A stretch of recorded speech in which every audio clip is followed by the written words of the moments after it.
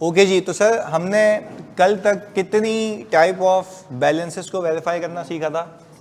दो। एक तो हमारा रिसीवेबल हो गया और कैश एंड बैंक। फिर आपने कैश एंड बैंक में ये भी ख्याल रखना होता है कि वैल्यूएशन को वेरीफाई करते हुए you need to test bank reconciliation as well, वो बहुत लाजमी होता है। एग्रीड? चलें जी, फिर हमने कहा कि यार अब हमारी बैलेंस शीट के अंदर या पीएनएल के अंदर सिर्फ यही तो लाइन आइटम नहीं होते, बाकी भी होते हैं। तो आज हम एक और नया एरिया देख लेते हैं जिसका नाम है इन्वेंट्री। ओके, तो बड़ा फोकस के साथ, क्योंकि ऐसी बात है जैसे हमने प्रीवियसली हमने जितने भी केसेस कवर किए उसको भी बड़ा डिटेल में कवर किया। जैसे यहाँ पे बच्चों ने लिखा कुछ चीज़ें बुक में नहीं है तो वो ऑब्वियसली एज एंड व्हेन मुझे पता लगती है तो मैं बोल के लिखवा देता हूँ, तो आप ऊपर ही लिखिएगा। क्लैरिटी है? जैसे अगर आप बुक के अंदर देखेंगे कि कैश के ऊपर प्रोसीजर, तो वो प्रोबेबली नहीं होंगे, तो वो हमने लिख दिया हल्के बुल के। खैर, अब हम आते हैं इन्वेंट्री के ऊपर। आपके सामने अगर आप फोकस करें सिर्फ समझने के लिए, तो इन्वेंट्री से लेके, प्लीज ये बहुत फोकस होकर सुनिएगा क्योंकि बड़ी अहम क्लास है आज। इन्वेंट्री के अंदर सबसे पहले आपके पास आ रहा होता है कौन सा बैलेंस? सर एक आ रहा होता है आपके पास ओपनिंग बैलेंस। हमने कहा ये हिसाब किताब हो गया। अच्छा, ये ओपनिंग टेक्निकली होता है लास्ट ईयर का क्लोजिंग। तो क्या हम सेफली ये कह सकते हैं, क्योंकि आपके पास आपके कोर्स के अंदर इनिशियल ऑडिट एंगेजमेंट का आयजा नहीं है, क्या आप पहली बार अपॉइंट हुए हैं तो आपने ओपनिंग पे क्या काम करना है? अदरवाइज मैं ये भी सिखाता आपको जो सीए फाइनल में सीखेंगे आप, क्या आप पहली बार आते हैं तो आपने ओपनिंग बैलेंसेस पे क्या काम करना होता है।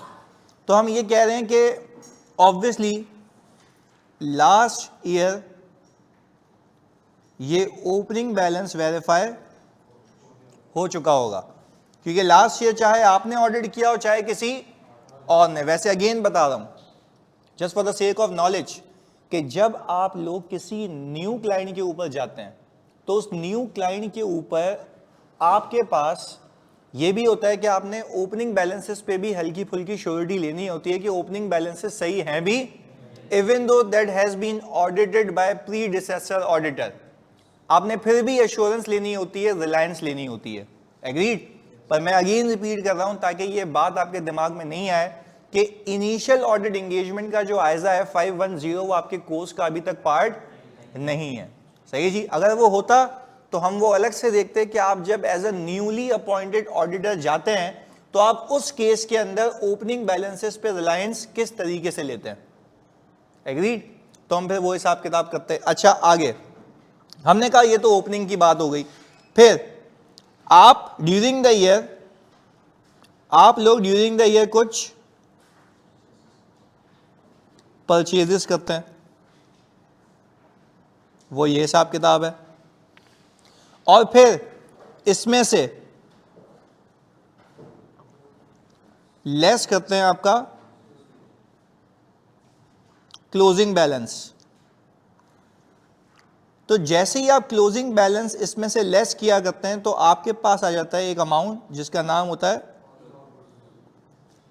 कॉस्ट ऑफ गुड्स सोल्ड, यानी वो अमाउंट जो अल्टीमेटली पीएनएल में चार्ज होगी। ये पीएनएल आइटम है ना कि सीओजी जो माल बिक गया वो आपने टेक्निकली पीएनएल में चार्ज करवा दिया सेल्स के कंपैरिजन में। एग्रीड? अच्छा, अब अगर मैं फोकस होकर देखूं, अगर आपको ओपनिंग की पंचायत नहीं है, सिर्फ समझने के लिए, क्योंकि वैसे तो मैंने आपको कहा होनी चाहिए क्योंकि आप इनिशियल ऑडिटर हैं, आप तसव्वुर करें कि आप पिछले साल भी आप ही ऑडिटर थे, इस साल भी आप ही ऑडिटर हैं। तो कहने का मतलब ये है कि ओपनिंग तो ठीक है, वो तो वेरीफाइड है। अब जो बात निकल के आती है वो करंट ईयर की आती है। एग्रीड? तो मुझे करंट ईयर में आई बिलीव कि ये भी वेरीफाई करनी है परचेजेस, और फिर ये क्लोजिंग इन्वेंट्री भी वेरीफाई करनी है। तो टेक्निकली बैलेंसिंग फिगर सीओजीएस भी वेरीफाई हो जाएगा। तो टेक्निकली बैलेंसिंग फिगर सीओजीएस भी वेरीफाई हो जाएगा। एग्रीड? चलें जी, आगे लेके चलते हैं। अब हमने कहा कि यार आप सबसे पहले उठाएं सर इस क्लोजिंग को, क्योंकि यही क्लोजिंग अमाउंट सर उड़ के आपकी बैलेंस शीट में रिजाइड कर रहा होता है ना, ये बैलेंस शीट में अमाउंट अपीयर हो रही होती है। अब आपका वही मसला शुरू होता है कि आपके पास अगर बैलेंस शीट के अंदर इन्वेंट्री का अमाउंट आ रहा है तो आपने सबसे पहले ये देखना है कि क्या वो इन्वेंट्री कंप्लीट है भी या नहीं है। ऐसा है? अच्छा भाई, दूसरा, क्या वो इन्वेंट्री एग्जिस्ट भी करती है या नहीं करती। तीसरा, क्या वो एप्रोप्रिएटली वैल्यूड है या क्या उस इन्वेंट्री पे आपका राइट है भी या नहीं भी, और क्या वो प्रेजेंटेशन और डिस्क्लोजर वाइज सही से प्रेजेंट और डिस्क्लोज हुई भी है या नहीं हुई भी। यही मकसद आपके बाकी जगहों पे भी होते हैं, यही मैनेजमेंट के दावे होते हैं, आपने उसको भी यहां वेरीफाई करना है। अच्छा, अब पहले थोड़ी ब्रेनस्टॉर्मिंग करते हैं, समझते हैं। जब तुम किसी कंपनी की क्लोजिंग इन्वेंट्री पे नजर डालोगे तो आपको यह बात समझ आएगी कि यार वो इन्वेंट्री कोई एक नेचर की नहीं होगी, मल्टीपल तरीके के प्रोडक्ट्स होंगे। जैसे कि अगर मैं आपको कहूं कि हम ऑडिट कर रहे हैं कैंडी लैंड का, स्माइल इंडस्ट्रीज का, सही जी, तो इसके आई बिलीव मल्टीपल प्रोडक्ट्स हैं, ऐसा ही है। और मल्टीपल प्रोडक्ट्स के अंदर हम कहेंगे कि भाई इसका एक प्रोडक्ट है कर्लीस, हमने कहा इसका एक प्रोडक्ट है Kokomo, and so on, multiple. अच्छा, कोकोमो और ये भी अलग अलग वेरिएशंस के, कि भाई उसमें फैमिली पैक है और छोटी चिप्स है, कोकोमो का स्मॉल साइज है, बकेट है, सारी चीजें, रोल्स हैं, वो सारी चीजें ना, तो वो अलग अलग के कोड होते हैं। अच्छा, फिर होता ये है कि एक और लिख देते हैं यहाँ पे, हमने कहा कि भाई ये हो गया और ये हो गया चॉकलेटो, सही है भाई, चॉकलेटो भी आ गया यहाँ पे, तो ये सारे उसके प्रोडक्ट्स होते हैं। जब फिर हर प्रोडक्ट को एक कोड असाइंड होता है, हर प्रोडक्ट को एक, यानी अगर फॉर एग्जांपल बिस्किट का पूरा एक बड़ा पैक है जिसमें आप कह लेंगे 6-7 बिस्किट होते हैं, तो उसकी प्राइसिंग अलग होगी, उसकी कोडिंग अलग होगी। अगर एक स्मॉल बिस्किट है जिसमें 2 बिस्किट्स आते हैं तो उसकी प्राइसिंग और उसकी कोडिंग अलग होगी, तो वो ऑल टुगेदर आपके वेयरहाउस में मौजूद होंगे। आपने पहले तो सबसे पहले ये करना है कि मैनेजमेंट को बोलना है कि आप मुझे बराए मेहरबानी इन्वेंट्री की लिस्टिंग प्रोवाइड करें। क्या प्रोवाइड करें? अच्छा, मैंने कहा कि सर इन्वेंट्री की लिस्टिंग का मतलब है इन्वेंट्री रिपोर्ट, ये आ गई वो। अब जिस कंपनी के लिए मैंने यहां पे रखा हुआ वो थोड़ा सा सिंपल रखने के लिए कि भाई यहां पे आइटम आ रहे हैं लैपटॉप्स, तो ये लैपटॉप अगर बेचते हैं तो HP 1020 1052 कोड्स होते हैं ना, कि लेनोवो के भी टाइप्स होंगे, लैटिट्यूड होगा और सारी चीजें। खैर, फिर हमने कहा प्रिंटर्स आ गए, स्कैनर्स आ गए, बेसिकली ये कंप्यूटर इक्विपमेंट्स में काम कर रही है कंपनी, तो इसके पास एक प्रोडक्ट है या मल्टीपल है। तो होता यह है कि इन्वेंट्री रिपोर्ट कुछ इस तरीके से दिखती है कि जिसमें क्वांटिटी आ रही होती है, ये रेडिली अपडेट हो रही होती है, क्योंकि आपका जो सैप है, पूरा सिस्टम है, जो आपका ERP सिस्टम होता है, वो इन्वेंट्री मैनेजमेंट सिस्टम से लिंक्ड होता है। एग्जाम्पल, आपके पास, अब हमें क्योंकि जाहिर सी बात है कंट्रोल्स की अंडरस्टैंडिंग है तो हम इस पर बात कर सकते हैं। आपके पास जब भी परचेज ऑर्डर आता है तो आप जाहिर सी बात है उसकी क्रेडिट लिमिट सेट वगैरह करते हैं, सही है जी। फिर आपका सेल्स ऑर्डर बनता है, सेल्स ऑर्डर के बाद जैसे ही आपका GDN बनता है तो वो इन्वेंट्री इस स्टॉक शीट से आउट हो जाती है। यानी अगर ये 3 दिख रहे हैं, अगर 2 बिक गए तो ये 1 दिखेगा यहाँ पे, अगर ये 4 है इसमें से 3 बिक गए तो 1 दिखेगा यहाँ पे, तो वो रेडिली अपडेट हो रहा होता है, क्योंकि सिस्टम आपस में क्या होते हैं, लिंक्ड होते हैं। वो जो वेयरहाउस में बंदा बैठा हुआ है उसको पता है कि भाई इस दिन पे इस गुड्स की डिलीवरी है, तो उसका सेल्स ऑर्डर का नंबर आ गया, वो क्या करेगा, सेल्स ऑर्डर नंबर डालेगा। वो जब GDN बन रही होगी तो GDN बनाते वक्त आपका सिस्टम क्वांटिटी खुद पिक करेगा, आपके पास इख्तियार ही नहीं होगा। अच्छा, इसको हम कहते हैं ऑटोमेटेड कंट्रोल्स। क्या कहते हैं? एक तो मैनुअल कंट्रोल हो गया ना कि मैं सेल्स ऑर्डर देखूं और फिर खुद माल निकालूं और फिर मैं उसको दे दूं उस पर लिख के और मैनुअली बनाऊं।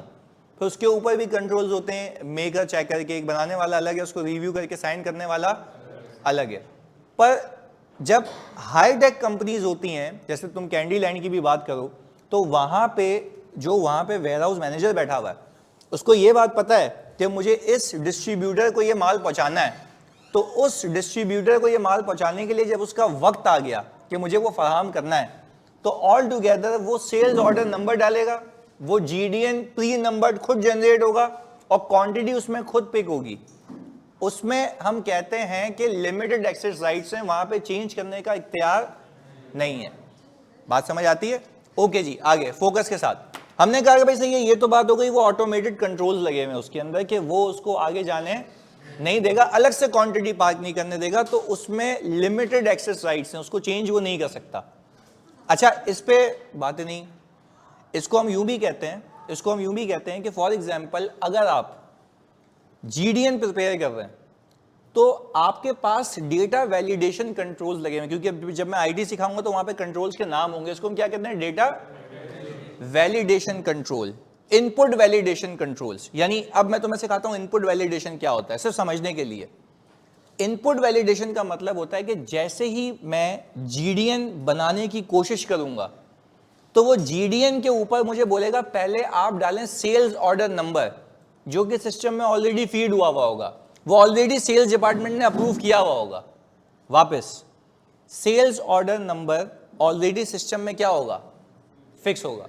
हम जीडीएन बनाएंगे, वो हमसे एक बात पूछेगा, वो क्या पूछेगा? बोलेगा बताओ भाई आप जीडीएन बनाना चाहते हो किस सेल्स ऑर्डर के अगेंस्ट में, उसके अलावा आपको अलाउड नहीं है। आप सेल्स ऑर्डर नंबर डालेंगे, वो ऑटोमेटिकली आपके सेल्स ऑर्डर से क्वांटिटी उठा के आपके सामने रख देगा। इसको हम कहते हैं इनपुट को वैलिडेट करना। कि आपने जैसे ही, प्लीज सुनना, आपने जैसे ही सेल्स ऑर्डर नंबर डाला तो वो सेल्स ऑर्डर नंबर के अगेंस्ट में जितनी भी क्वांटिटी तय की गई थी वो उसको वैलिडेट करके खुद आपके सामने ले आएगा। उसको हम क्या कहते हैं? Input validation. ऐसा ही है, यानी इनपुट को वो वैलिड करेगा। यानी फॉर एग्जांपल मैंने जैसे ही पार्क किया, वो देखेगा क्या इस नेचर का कोई सेल्स ऑर्डर सेल्स डिपार्टमेंट ने सिस्टम में फीड किया था। अगर वो वैलिड हुआ तो वो पिक कर लेगा। This is as good as के जब आप एटीएम मशीन में अपना कार्ड एंटर करते हैं तो आप पासवर्ड डालते हैं, ऐसा ही है ना? और पासवर्ड डालने के बाद जब आप पैसे निकालने लगते हैं, प्लीज सुनिएगा फोकस के साथ, तो होता यह है कि जब पैसे फेच करने के लिए अमाउंट डालते हैं और आपके अकाउंट में अगर उतने पैसे नहीं होते तो वो इनपुट वैलिडेशन फेल हो जाती है, ठीक, वो बैकएंड पे चीज अवेलेबल नहीं होती है। तो यहां पे भी वही केस है। अगेन ये सारी चीजें एक रिकैप है कि होता क्या है। आगे हमने कहा कि सर हमने सबसे पहले क्लाइंट को ये कहा कि आप मुझे इन्वेंट्री की लिस्टिंग दे दें, इन्वेंट्री की रिपोर्ट दे दें। वो इन्वेंट्री की रिपोर्ट एज एड की होगी, साल के आखिर की होगी, ऐसा ही है। चलिए जी, हमने कहा, हमने फिर जब ऑब्टेन कर ली इन्वेंट्री रिपोर्ट, यहां पे अगर मैं लिखूं, अगर मैंने ऑब्टेन कर ली कौन सी रिपोर्ट? इन्वेंट्री रिपोर्ट, तो मैं चेक करूंगा इसकी मैथमेटिकल, ओके जी, हमने कहा ये हो गया मैथमेटिकल एक्यूरेसी, और इसको ट्रेस करूंगा एफएस से या जीएल से, व्हाटसोएवर, क्योंकि हमें ये देखना है कि भाई जो उसने मुझे इन्वेंट्री रिपोर्ट दी है तो क्या वही सारे के सारे आइटम का टोटल मेरे जीएल से मैच करता है या नहीं करता। अच्छा, अगर वो जीएल से मैच करता है, दैट मींस कि the report that I have been provided with is complete. Agreed? चलें जी, फिर एक तो ये तरीका हो गया। फिर दूसरा तरीका ये है कि ये भी तो हो सकता है कि ये लिस्ट में ही कुछ गायब हो। अब पहले उसकी कहानी बनानी पड़ेगी कि यहां पे गायब हो कैसे सकता है, वजह पता लगेगी तो सब सही हो जाएगा। आगे सुनिएगा, हमने ये कहा, अगर मैं ये सेफली तुम्हें बता पाऊं, कि बाज़ औक़ात ऐसा होता है कि जब हमारे पास माल आ जाता है तो हम बनाते हैं GRN, ऐसा ही है। तो अगर आपको याद होगा कि जब हमने इन्वेंट्री मैनेजमेंट सिस्टम पे कंट्रोल्स देखे थे तो हमने ये कहा था कि GRN और GL के अगेंस्ट में रिकॉर्ड बनती है। तो अगर सारे GRN रिकॉर्ड हुए या नहीं हुए, अगर ये कंट्रोल गायब होता है तो आपका रिस्क होता है कंप्लीटनेस का। इसका हरगिज मतलब ये नहीं है कि वो चीज मेरे वेयरहाउस में मौजूद नहीं है, वो वेयरहाउस में आ चुकी है बट मेरे रिकॉर्ड्स में नहीं आई। तो जब रिकॉर्ड्स में नहीं आई तो मेरे एफएस में भी, तो वेरी गुड। अब यहां से कहानी निकलेगी। इस चीज की एक्यूरेसी को मेक श्योर करने के लिए आप जाते हैं वेयरहाउस, आप विजिट करते हैं वेयर हाउस, नहीं अभी ये एक चीज है सीखने की यहाँ पे, आप विजिट करते हैं वेयर हाउस, ये दूसरी बात बता रहा हूं मैं, और परफॉर्म करते हैं फ्लोर टू शीट। आप रैंडम बेसिस पे, मतलब ये एक आध के लिए नहीं करेंगे, जितने आइटम्स है उसके सैंपल बेसिस पे आप जाएंगे और जो काउंट हो रहा होगा वहां पे आप उसको बोलेंगे भाईजान सुनना, ये आप शीट लेके जाएंगे पहले, एग्रीड, आप उसको बोलेंगे कि भाई ये कार्टन मौजूद है, मुझे बता दो ये कहाँ है, ये कहाँ आ रहा है, इन्वेंट्री शीट में कहाँ आ रहा है। तो लेट्स से आपने, एग्जांपल है कि आप ये जिस कंपनी का ऑडिट करने गए हुए वहां पे प्रिंटर्स पे आपने हाथ रखा, आपने बोला भाई मुझे मैच करा दो कि ये जो मेरे पास लेजर जेट 210 आ रहे हैं ये मेरी शीट में कहाँ है, क्योंकि आपने वहां से देखा है, आपने शीट से नहीं देखा, वहां से देखा, आपने बोला कि भाई जो लेजर जेट 210 वाले मुझे काउंट कराओ कितने हैं। अच्छा आपने काउंट किए तो सामने पड़े हैं 4 210। अच्छा अब अगर मैं स्क्रीन पे देखूं 2 आ रहे, मतलब 2 रिकॉर्डेड नहीं है। पहले बताओ ये बात समझ आती है। अच्छा फिर आप इससे पहले अगर ये कहें कि सर हो सकता है कि हमने सेल कर दी और हमने आउट नहीं किया हो, तो वो तो फिर आप बोलेंगे भाईजान ऐसे साइड में रखना चाहिए आपको ऐसे माल को।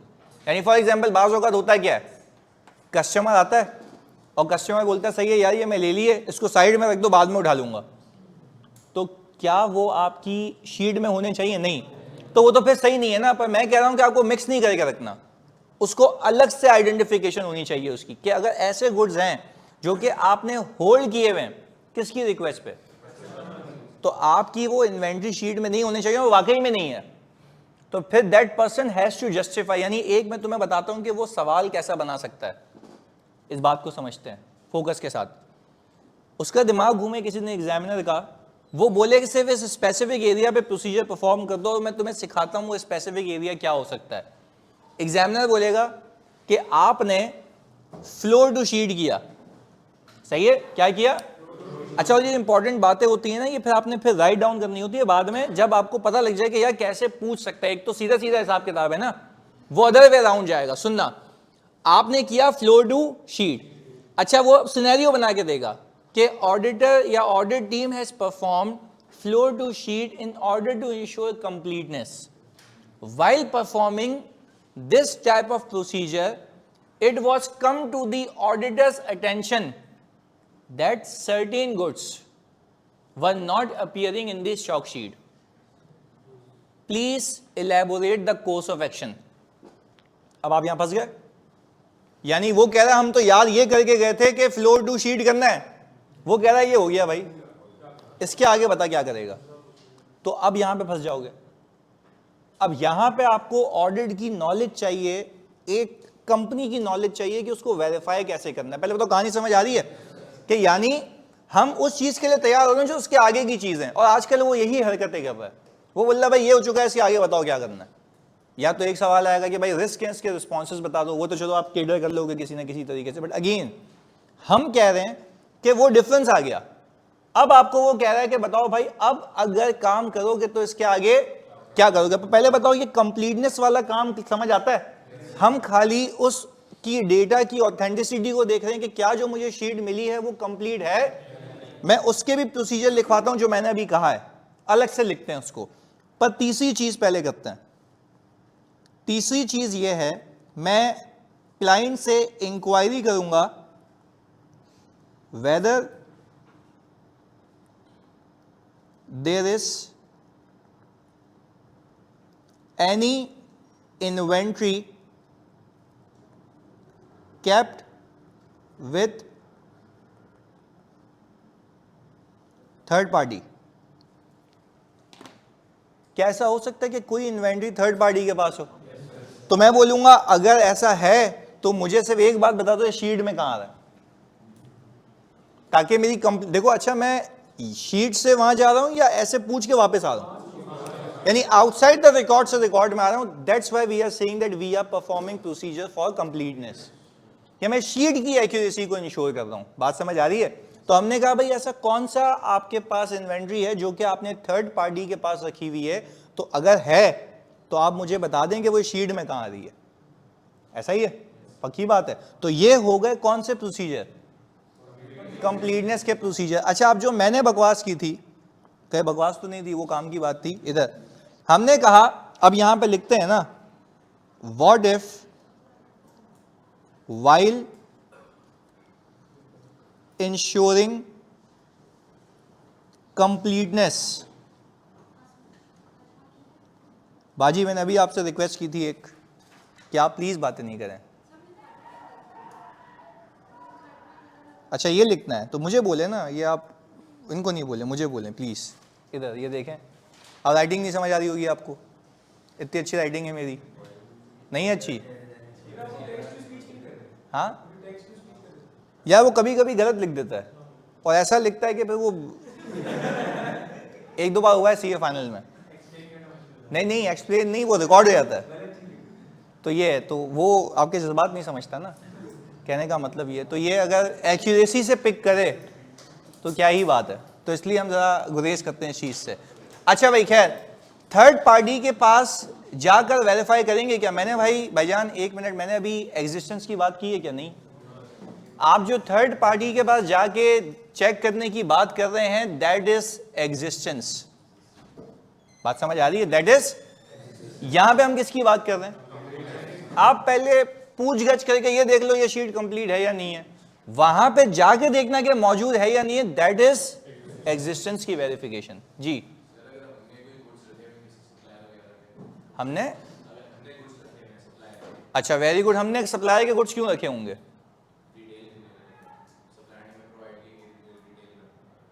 नहीं, मुझे ये वाली बात ही नहीं समझ आई। किसी और के, चलो भाई सवाल आ गया, वाह भाई वाह, सवाल आ गया कि किसी और के गुड्स आपने रखे हुए हैं और आप ये मेक श्योर करना चाह रहे हो, तो ये तो कंप्लीटनेस तो हुई नहीं। नहीं, देखो आप पहले यूं करें ना, अगर आपको एग्जामिनर कहता है कि कंप्लीटनेस पे काम करके दो, तो आपका ये पूछना कि किसी और के गुड्स हमारे पास तो नहीं मौजूद हैं जो कि शीट में डाल दी हो, ये आप प्रोसीजर परफॉर्म कर रहे हैं ओवर स्टेटमेंट के रिलेटेड, ना के। तो there is a difference between ensuring completeness and ensuring the excess inventory that you have included in your stock sheet that should not be there. कैसी बोली? कैसा? इधर सुनो, मैं ये कह रहा हूं, देखो आपका मकसद देखें, आप अभी टेस्ट क्या कर रहे हैं? कंप्लीटनेस। अगर आपका सवाल यह है मुझसे, प्लीज सुनिएगा, आपका सवाल यह है मुझसे कि किसी और का जो भी इन्वेंट्री है आपने सप्लायर के कहने पर रखी हुई है कि किसी और को आगे देनी है, उस पर कमीशन कमा लेंगे, जो भी है, तो that is not your inventory, आपकी स्टॉक शीट में होनी नहीं चाहिए। वो भी सवाल आएगा, पर वो फिर वैल्यूएशन में आएगा ना, और राइट्स एंड ऑब्लिगेशन में दोनों चीजें होंगी ना। एक तो देखो आपकी इन्वेंट्री जो वैल्यूएशन है वो ज्यादा हो रही होगी, और फिर राइट्स एंड ऑब्लिगेशन में ये सवाल आएगा। But we can not do this type of question when we are ensuring completeness. तो सवाल सही है, पर उसकी जो असर्शन है वो अलग है। सही है, तो ये हमने क्लियर कर लिया। अच्छा भाई, किसी और के गुड से हमारा ताल्लुक नहीं है, हाँ जी, तो बिल्कुल वो सही कह रहा है। वैसे उसका सवाल लॉजिकल है कि भाई हम ये बात करेंगे बट राइट्स एंड वैल्यूएशन में, यानी वो ऑब्लिगेशन तो आएगी नहीं ना कि क्या मेरा राइट है या नहीं है, तो क्योंकि हम एसेट की बात कर रहे हैं, तो सही है। अगर मुझे मेरे पास रखवाया हुआ है तो that should not be reflecting in my stock sheet, तो वो हम अलग से सवाल करेंगे, but not when we are ensuring completeness. Clear है? इसमें टाइम डिले जा सकते हैं, जैसे आपने सप्लायर को ऑर्डर कर दिया, आपने अपनी स्टॉक शीट में रिकॉर्ड कर लिया कि सप्लायर को भेजने में देरी, नहीं, एक मिनट, तो आप अपनी स्टॉक शीट में रिकॉर्ड कर ही नहीं सकते जब तक आपके पास आ नहीं जाए, क्योंकि जीआरएन, देखो आप फिर जब आप ऑर्डर करते हैं ना, तो ऑर्डर के बगैर आप एडवांस भी देते हैं, तो एडवांस तो सप्लायर आता है, ना कि इन्वेंट्री आती। Inventory will be recorded when it is actually delivered to you. चलो तुम्हें एक और चीज सिखाता हूं, जब आप कहीं बाहर से इंपोर्ट करते हैं ना, और उन्होंने आपसे बेसिस ये डिसाइड किए में free on board, FOB basis, तो उसने जैसे ही अपने पोर्ट पे माल रखा, रिस्क एंड रिवॉर्ड आपके, तो फिर वो आपकी स्टॉक शीट में आता है, पर उसका नाम होता है स्टॉक इन ट्रांजिट। क्योंकि अच्छा, आप अब क्यों स्टॉक इन ट्रांजिट कह रहे हैं? क्योंकि एक तो एक्चुअल में नहीं आया, तो वो फिजिकली अवेलेबल नहीं होगा। क्लियर है?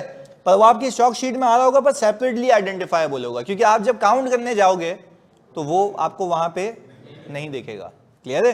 तो वो अलग केस है, पर आप वो इंपोर्ट करेंगे, फ्री ऑन बोर्ड होगा, तो उसमें कॉन्ट्रेक्चुअल टर्म्स ऐसे हैं कि उसने अगर वहां से डिलीवर कर दिया, अब शिप डूब जाए, कुछ भी हो जाए, वो आपका, उसका रिस्क नहीं है। उसको हम कहते हैं ना फ्री ऑन बोर्ड, बोर्ड पे जैसे ही आया माल खत्म, आपका रिस्क है, सही है? तो वो उस वक्त सेल बुक कर लेगा, हम उस वक्त परचेज बुक कर लेंगे। इस केस के अंदर मैं क्यों नहीं वेट कर रहा? रिस्क एंड रिवॉर्ड हमारे हो गए, पर still I am not recognising a separate inventory. मैं स्टॉक इन ट्रांजिट पार कर रहा हूं, क्योंकि अब तक मुझे एक्चुअल में रिसीव, तो आप ऐसी कुछ कंपनीज देखेंगे जिसमें दो इन्वेंट्री में हेड्स आ रहे होंगे, एक तो इन्वेंट्री इन हैंड और स्टॉक इन ट्रांजिट, तो दो तरीके की इन्वेंट्री आ रही होती है उस केस में। क्लैरिटी है? चलें सर, जैसे साइड एरिया में एक तो ये मतलब मजदूर के जो पैदा हुए ना ये इधर, सर जैसे साइड एरिया में रेंटेड वेयर हाउस होते हैं, तो वो फिजिकल होंगे, तो मतलब क्या हवा में होंगे? मतलब रेंट वेयर हाउस कहाँ होते हैं भाई? अच्छा भाई, ये वाला नशा करना है? बोल रहा है कि जो साइड एरिया में वेयर हाउस होते हैं वो फिजिकल होते हैं? क्या कहना चाह रहे हो भाई? सर हम, अच्छा प्लीज सुनना यहाँ पे एक तो मेरे को लगता है हमारी बहनें लिखती हैं पेट्रोल का नशा कर रहा है, वो बंदी लिख रही है उसको। हरीफ ने भी लिखा है, उसने पहले से जवाब दे दिया था, मतलब फुल शपाटन है भाई। चलो खैर, होता है, क्या कह सकते हैं। अच्छा भाई आगे, सर अरीश का सवाल आया है, सर हम लिस्ट को वेरीफाई करने के लिए फिजिकल एग्जिस्टेंस चेक कर रहे हैं, एग्जिस्टेंस भी, क्या कह रहा है भाई ये? तू एक मिनट रुक गया, अभी सवाल सुनिएगा, बड़ा अच्छा सवाल करता है ये लड़का। हम लिस्ट को वेरीफाई करने के लिए फिजिकल एग्जिस्टेंस चेक कर रहे हैं, तो इससे एग्जिस्टेंस भी वेरीफाई हो रही है? नहीं, अगर आप जैसी लिस्ट को वेरीफाई करने के लिए, लिस्ट की कंप्लीटनेस को वेरीफाई करने के लिए पूरा बोलो, तो वो क्या रहा है? बोल रहा है कि जब आप फ्लो से शीट पे आ रहे हैं, तो क्या उस हद तक एग्जिस्टेंस भी वेरीफाई हो गई?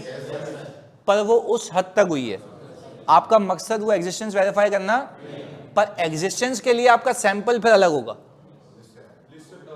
बिल्कुल, तो आप वो लिस्ट से वहां जाएंगे, ना कि, तो वो उस हद तक तो हो गया, उस हद तक हुआ है, तो क्या सबका एविडेंस मिल गया? नहीं, फिर आप रैंडम सैंपलिंग करेंगे और आपको जो भी आइटम मिलेंगे वो आप जाके फिजिकली देखेंगे कि वो मौजूद हैं या नहीं है। पहले हम सिर्फ ये मेक श्योर करते हैं कि हमारी शीट कंप्लीट है या नहीं है, जिसमें मुझे काम करना है एक्चुअल में। क्लियर है? चलें, okay, free on board IS 21 में पढ़ा था, बिल्कुल ऐसा ही है। अच्छा देखो, अहमद कह रहे हैं सर गुड्स की बात कर रहा है। ओके देखो, हमने कहा कि अगर वेयर हाउस है और किसी और का वेयर हाउस है, सही है, तो वहां पे गुड्स हमारे मौजूद होंगे ना।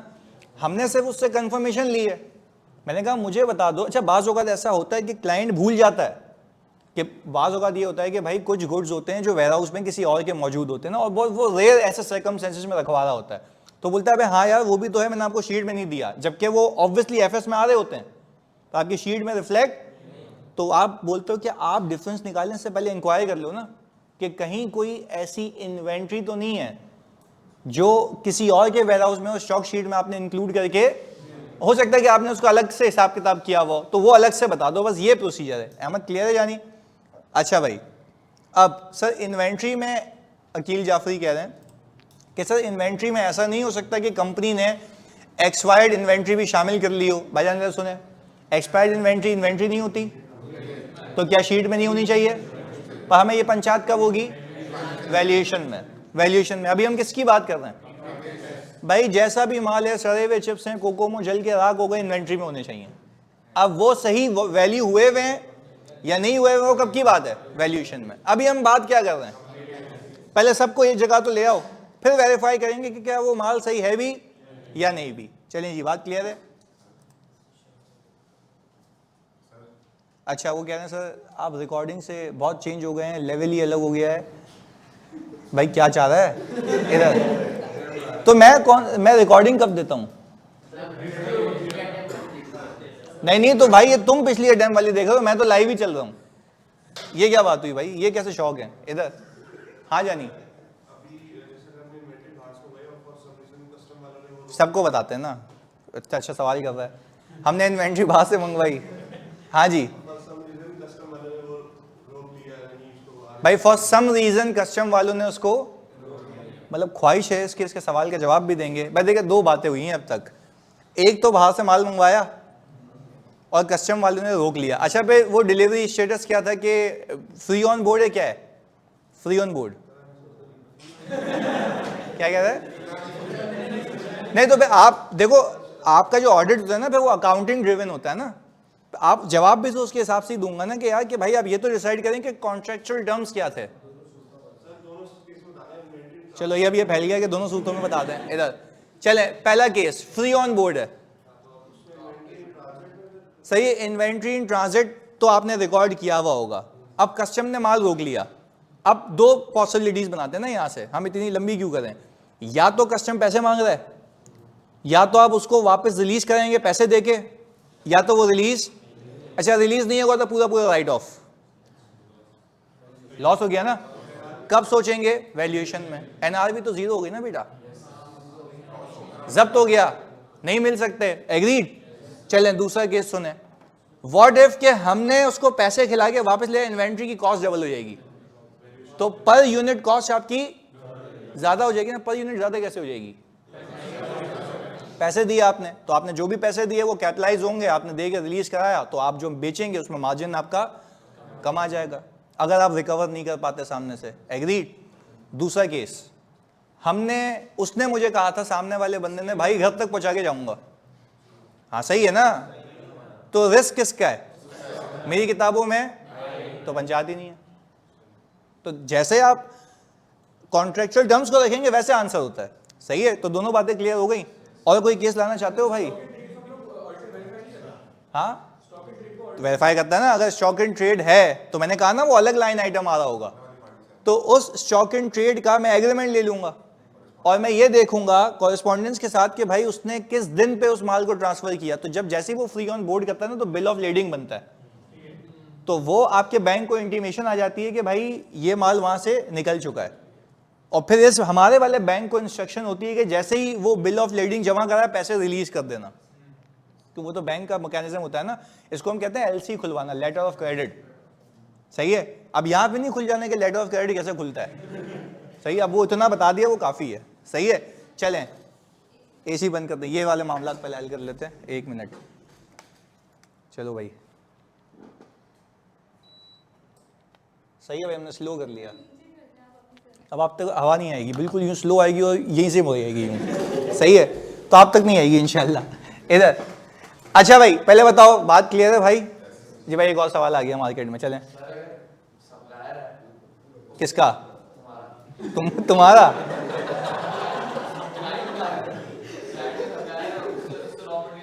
अच्छा भाई इनका सप्लायर है और रॉ मटेरियल मंगवा दें।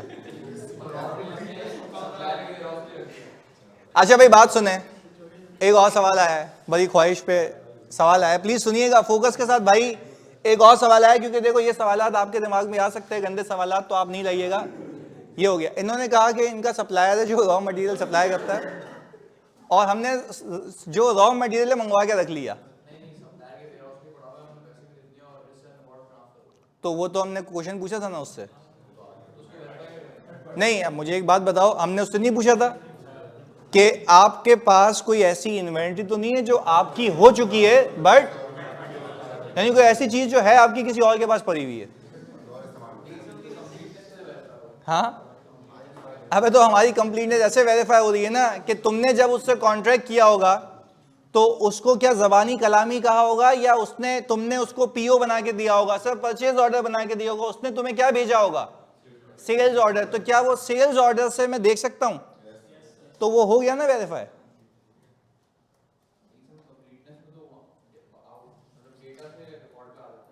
हाँ तो मैं भी डेटा से रिकॉर्ड पे ही आ रहा हूं। मैं ये क्या कह रहा हूं, मैंने क्या कहा, कोई माल किसी और के पास पड़ा हुआ है, तो चाहे वो कोई और वेयरहाउस हो, बातें नहीं जानी, बातें नहीं, चाहे वो कोई और वेयरहाउस हो या सप्लायर इटसेल्फ हो, मैं क्या करूंगा, मैं सिंपल एक बात बोलूंगा, भाई किसी और के पास माल पड़ा हुआ है, बोलेगा हाँ मौजूद है, तो मैं बोलूंगा भाई उसकी लिस्टिंग दे दो।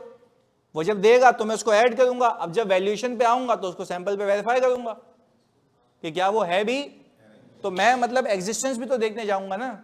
ऐसा भी होता है कि जब मैं एग्जिस्टेंस देखने जाऊं, यानी फॉर एग्जांपल तो मैं अभी आगे बताने वाला था वो, कि जब मुझे वो कह रहा है कि किसी और के पास ये इन्वेंट्री मौजूद है, तो मैं ये काम करता हूं उसकी एग्जिस्टेंस को इंश्योर करने के लिए, या तो अपनी चोरंगियां उठा के वहां बेचता हूं, यानी बच्चे, जो जाके काउंट करके आते हैं, या तो कंफर्मेशन भेज देता हूँ कि भाई बता दो क्या इसकी इन्वेंट्री तुम्हारे पास कितनी क्वांटिटी में मौजूद है, तो वो कंफर्मेशन से क्या एविडेंस मिल जाएगा, तो क्या रिलायबल होगा, एक्सटर्नल कंफर्मेशन है बिल्कुल।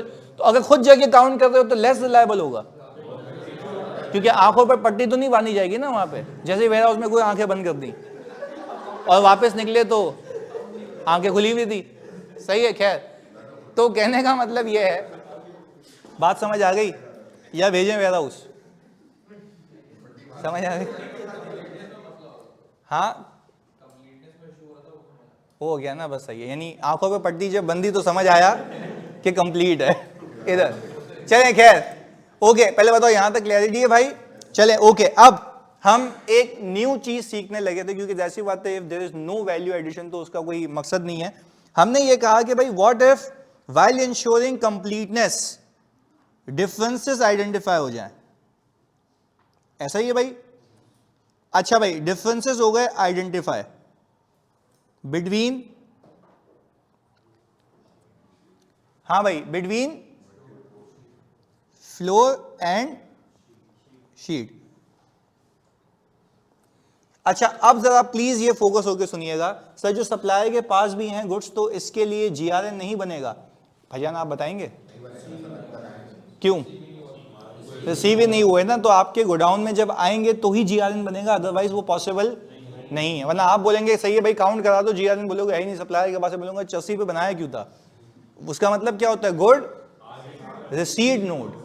तो भाई जब गुड रिसीव ही नहीं हुए तो फिर नोट कैसा बना रहे हो, वो तो सीक्वेंस आउट हो जाएगी ना। हाँ, पर उसके लिए हिसाब किताब अलग से मेंटेन हो रहा होता, तभी तो मैंने बोला कि भाई अलग से बता दे कि किसी और के पास अगर इन्वेंट्री मौजूद है जो तुम्हारे पास होनी चाहिए थी तो वो अलग से इंक्लूड करो, या बताओ इसमें कहाँ आ रही है। जबकि आइडियली अगर स्टॉक शीट रिकॉर्ड हुई होगी तो उसके अगेंस्ट में जीआरएन नंबर 0 आने चाहिए। क्यों जीआरएन 0 बना ही नहीं है उसका, तो फिर उसके लिए एक्सेप्शनल अप्रूवल भी होनी चाहिए कि जीआरएन के बगैर एंट्री कैसे हो रही है। बात क्लियर है? तो वो सिस्टम प्रिवेंट करेगा रिकॉर्ड करने से, बोलेगा जीआरएन डालो, जब तक जीआरएन नहीं होगी तब तक वो माल रिसीव नहीं हुआ। खैर आगे हमने कहा अब हमें फर्क पता लग गया कि भाई हमने जब फ्लो टू शीट किया तो आ गया एक डिफरेंस। वो बोलेगा बताएं ऑडिटर का, ये सवालात में ऐसे ही लिखा हुआ होता है कि ऑडिटर का कोर्स ऑफ एक्शन बताएं। अब बीच में नहीं बोलना, ऑनलाइन वाला तुम बोल सकते हो, सिर्फ सोचेंगे, सही है?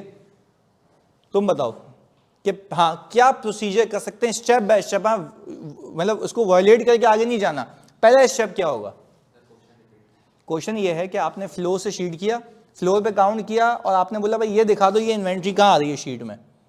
उसने कहा कि यार ये इन्वेंट्री तो नहीं है, क्योंकि आपने जैसे मैंने एग्जांपल दी थी ना 1021 वाली, तो वो लैपटॉप सामने या प्रिंटर सामने मौजूद थे कोई 4, आपकी शीट में आ रहे हैं 2, तो कंप्लीट नहीं है।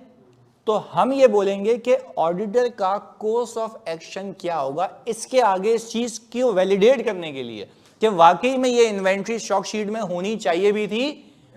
ऐसे नहीं कि आपने उठा के बोल दिया डाल दो कंप्लीट हो गया, नहीं, फिर उसके ऊपर आपने प्रोसीजर परफॉर्म करना है। पहला,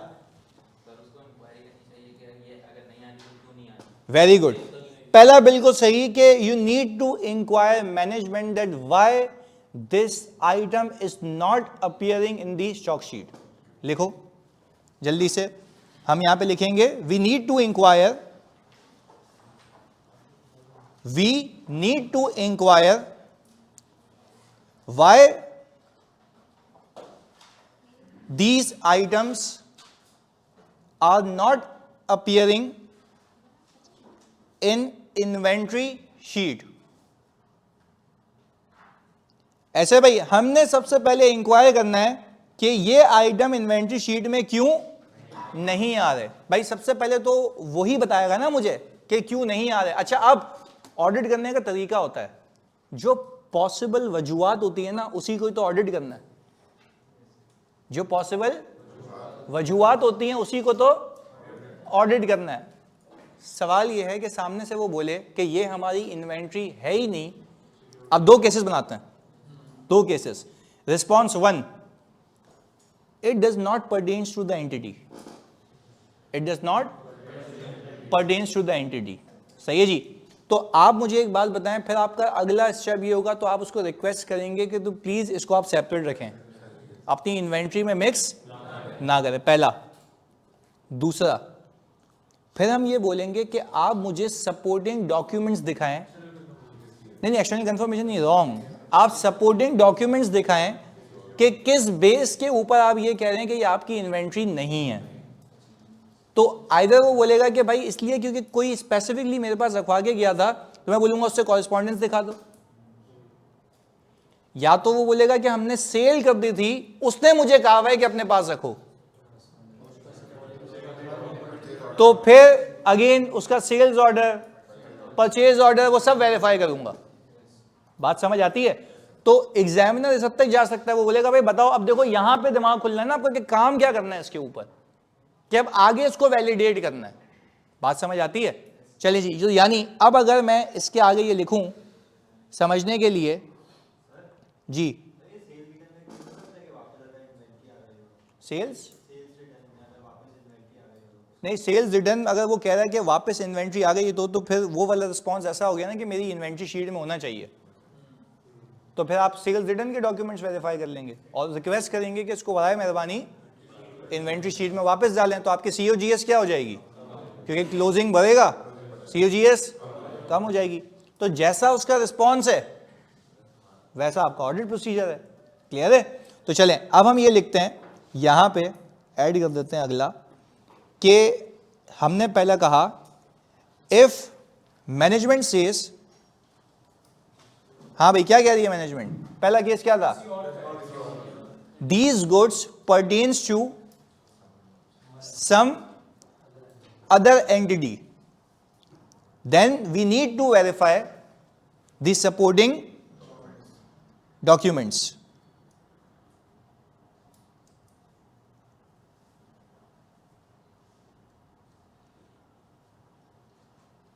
ऐसा ही है भाई, और सपोर्टिंग डॉक्यूमेंट्स में अगर किसी और एंटिटी के हैं, सही है, तो हम सपोर्टिंग डॉक्यूमेंट्स में क्या देखेंगे, सच एज कॉरेस्पॉन्डेंस। सही जी, हम बोलेंगे सच एज कॉरेस्पॉन्डेंस, कि भाई आप कॉरेस्पॉन्डेंस देखेंगे ना कि उसने आपको कहा भी था या नहीं कहा हो गया। अच्छा, अब if management says that these goods have been sold and have been kept by the company, very good, then we need to verify the sales order and the correspondence with the customer evidencing the request। हाँ भाई ऐसा ही है, हमने क्या कर देखें वापस से, अगर हम कह रहे हैं कि इफ मैनेजमेंट आपको कह रही है कि these goods have been sold and have been kept by the company, then we need to verify the sales order and the correspondence with the customer evidencing the request. अच्छा, evidencing the request का मतलब यह है कि भाई ये भी तो देखो कि क्या उसने वाकई में कहा था या नहीं कहा था। तो ये सॉर्ट ऑफ प्रोसीजर होगा। अब जैसे इस भाई ने कहा था कि सर सेल्स रिटर्न हो, तो क्या अब ये गलती है इनके पार्ट पे, हाँ या नहीं? तो ये एरर है ना, तो हम रिक्वेस्ट करेंगे मैनेजमेंट से कि please include these goods in inventory sheet, तो आप उसमें इंक्लूड करा देना। मतलब कहने का मतलब ये है कि जैसे उसका जवाब होगा वैसे आपके प्रोसीजर्स होंगे। और फिर आप ये भी कहेंगे कि अगर उसने सेल्स रिटर्न किया है, सही है जी, तो आप ये भी देखेंगे कि क्या उसने जब आपको वापस किया माल, तो क्या उसी बंदे से ही आपको रिसीव हुआ है, क्योंकि आपकी GRN बनी होगी ना, तो आप वो सपोर्टिंग डॉक्यूमेंट GRN भी देख सकते हैं कि वाकई में आया था या नहीं आया था, उसी के जरिए, क्योंकि उसके साइन वगैरह होते हैं ना। क्योंकि जब वो आपको माल डिलीवर करके जाएगा तो अपना GDN भी तो देके जाएगा, क्योंकि उसने रिसीव करते हुए क्या बनाएगा, GRN। अब आपको वापस देके जाएगा तो क्या बनाएगा, GDN, तो वो आपका सपोर्टिंग डॉक्यूमेंट हो जाएगा कि उसकी तरफ से भी आया हुआ है। बात समझ आती है? तो एग्जामिनर क्या रहेगा, जाना चाहे तो इस हद तक भी जा सकता है कि वो बोलेगा यार अदर वे राउंड मुझे बताओ कि अगर ये हो गया तो तुम्हारे प्रोसीजर्स क्या होंगे। कहानी समझ आती है? पक्की बात है, ऑनलाइन में तो जल्दी बता दो, क्लियर है? अच्छा भाई, शाहजिल अहमद ने कॉपी पेस्ट किया, वो कह रहे हैं कि व्हाट इफ अगर वो बोले ये हमारी इन्वेंट्री नहीं है, request management to keep the inventory separate which is not pertaining to the entity, and अगर वो बोले कि हम इन्वेंट्री सेल कर दिए तो इंस्पेक्ट, हाँ बिल्कुल ऐसा ही है। चलें जी, गुड। चलें जी, अब हमने जितने भी प्रोसीजर परफॉर्म किया उसके एक स्टेप आगे तक गए, उसमें हमने जो वेरीफाई किया है वो क्या वेरीफाई किया है, कंप्लीटनेस। अच्छा, for the purpose of verifying existence आए जी देखते हैं, अगर मुझे एग्जिस्टेंस को वेरीफाई करना है तो सबसे पहले आप ऑब्जर्व करेंगे stock count and perform sheet to. तो अब शीट से फ्लोर पे क्यों जा रहे हैं? अच्छा, तो शीट की कंप्लीटनेस हो चुकी है, वेरी गुड, तब शीट कंप्लीट है। अब आप कह रहे हैं कि ये कंप्लीटली मेरे पास मौजूद है या नहीं है। अच्छा, दूसरी चीज, for inventory kept with third party either visit for stock count, observation or send confirmation. ऐसे ही है भाई, तो फिर हम सेंड कर देंगे कंफर्मेशन। अच्छा भाई, अब एग्जिस्टेंस की बात कर रहे हैं हम, तीसरा प्रोसीजर भी। अच्छा, एक सवाल आया, मैनेजमेंट हमेशा इन्वेंट्री ओवर स्टेट करने की कोशिश करती है, अंडर स्टेट बहुत कम करती है, तुम्हें किसने बताया भाई? डिपेंड करता है ना, कि देखो इन्वेंट्री की ओवर स्टेटमेंट का मतलब यहां पे ये होता है कि आपको रिस्क कौन सा मिला, सही है। तो अगर आपको रिस्क ये मिला था कि इन्वेंट्री की जीआरएन से रिकॉर्ड नहीं बनती है, तो रिस्क आपका ओवर स्टेटमेंट का, अंडर स्टेटमेंट का? वापस से देखें, हमने ये कहा कि आपकी जीआरएन की रिकंसिलिएशन नहीं बनती, सही है, with the inventory recorded in the system. तो आपका रिस्क ओवर स्टेटमेंट का है, अंडर स्टेटमेंट का? अंडर स्टेटमेंट का। तो आप ये नहीं कह सकते ना कि हमेशा इन्वेंट्री ओवर स्टेटमेंट का रिस्क होगा, डिपेंड करता है हालात वाकयात पे कि किस एंटिटी पे क्या चीजें लग रही हैं। बात समझ आ रही है? तो वो देखा जाएगा, वो हालात वाकयात पे, सर्कमस्टेंसेस पे डिपेंड करेगा कि क्या ओवर स्टेटमेंट का रिस्क है या। तो आप डायरेक्टली नहीं कह सकते कि भाई ये रिस्क होगा। हाँ जी, तो ये मसला हो गया। अंडर स्टेटमेंट तब करते जब इन्वेंट्री सोल ना हो रही हो। नहीं यार, ये कैसे, मैं फिर बता रहा हूं, देखो वापस से, कशफ कह रही है कि सर अंडर स्टेटमेंट तब करते हैं जब इन्वेंट्री बिक ना रही हो। अंडर स्टेट कैसे करेगा वो? उसको तो एनआरवी लॉस बुक करना पड़ेगा, जो कि वो कभी भी नहीं चाहेगा। तो ये सारी चीजें अगेन आप किसी ऐसे ही नहीं कह सकते कि ये हो सकता है, डिपेंड करेगा फैक्टर्स के ऊपर, जिसको हम कहते हैं रिस्क फैक्टर्स। हर एंटिटी में सेम होते हैं, अलग अलग होते हैं। तो जैसी एंटिटी के जैसा उसका नेचर है, वैसे वहां पे रिस्क होंगे। हो सकता है कि किसी इदारे में ये रिकॉन का कंट्रोल बनता हो, तो आपका क्या वहां पे कंप्लीटनेस का रिस्क होगा? कम होगा। तो आप वहां पे इतना डिटेल काम नहीं करोगे, पर जिस असर्शन पे रिस्क ज्यादा होगा वहां पे काम भी ज्यादा होगा। ऐसा ही है, तो ये बात है। चलें जी, नहीं सर रिस्क बता रहे हैं कि under statement of NRV loss आएगा। हाँ चलो, वो तो होता ही है बिल्कुल। सर अगर थर्ड पार्टी अलाउ ना करे इन्वेंट्री काउंट, तो आप मुझसे बेहतर जानते हैं स्कोप लिमिटेशन। और आपने अगर अपनी इन्वेंट्री रखाई हुई, वो क्यों मना करेगी? वो क्या हो रहा है ऐसा वेयर हाउस में? मतलब कहने का मतलब है जा सकते हो ना देखने के लिए, तो कोई मसले वाली बात नहीं है। Okay, reconciliation between GRN and ledger का ना बनने से ये रिस्क आता हो सकता है कि जो इन्वेंट्री रिसीव हो गई हो लेजर में नहीं आ रही हो, इसलिए अंडर स्टेटमेंट का रिस्क है। बिल्कुल शाजिल, बिल्कुल बेटा सही कह रहे हो। सही है, सेकंड पॉइंट तो कंप्लीटनेस का नहीं है, पूछ रहे हो बता रहे हो। हाँ भाई, सेकंड पॉइंट कह रहे हैं for inventory kept with third party either visit. अच्छा, यहां पे क्या मैं उससे पूछ रहा हूं कि कहीं और इन्वेंट्री पड़ी हुई तो नहीं है? मुझे पता है। अब मैं उसी पता की गई इन्वेंट्री को जाके देख रहा हूं कि वाकई में है भी या नहीं भी। पहले क्या जाके देखा था या सिर्फ पूछा था और सिर्फ देखा था कि वो चीजें मेरी शीट में आ रही हूं? अब मैं क्या कर रहा हूं, हमने बोला हमें पता लग गया, अब हम जाके वेरीफाई कर लेंगे कि क्या वो वाकई में एग्जिस्ट करती भी है या नहीं करती है। क्लियर है? अब जैसे इसने कहा था कि सप्लायर से माल खरीदा, हमने बोला तू ही रख ले, तो सही है, तो उसको भी जाके वेरीफाई करेंगे ना। पर कंप्लीटनेस के लिए इंक्वायरी तो की थी ना कि कोई और ऐसी थर्ड पार्टी तो नहीं जिसके पास इन्वेंट्री तुम्हारी मौजूद हो, तुम्हारी शीट में आनी चाहिए, जो कि आ नहीं रही है। तो ये बात हो गई। अच्छा जी, ओके, अब क्लियर हो गया जानी? तैमूर जल्दी बताओ।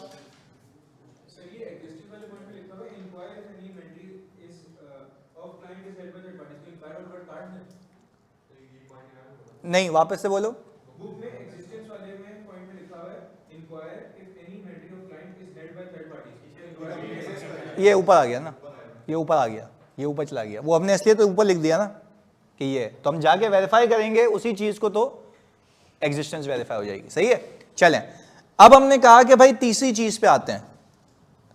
हम कह रहे हैं कि सर एग्जिस्टेंस के लिए कंसिडर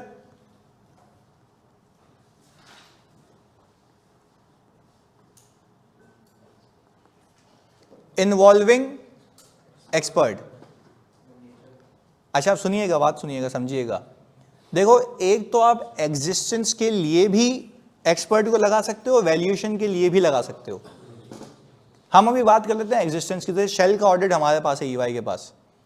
अब जब शेल का ऑडिट होता है ना, तो वहां पे जाहिर सी बात है उसमें पेट्रोल के ड्रम्स होते हैं पूरे, सही ना, पूरे डिपोज बने हुए होते हैं। तो वहां पे जब ऑडिट टीम जाती है ना, तो उसको नापने का तरीका ये होता है कि हम एक जो डिवाइस टाइप होती है, हम मतलब वो एक तरीके का सरिया टाइप होता है, तो उसको हम वहां पे फेंकते हैं ड्रम के अंदर, और जितनी उसकी लेंथ होती है वो बताता है इतने लीटर है।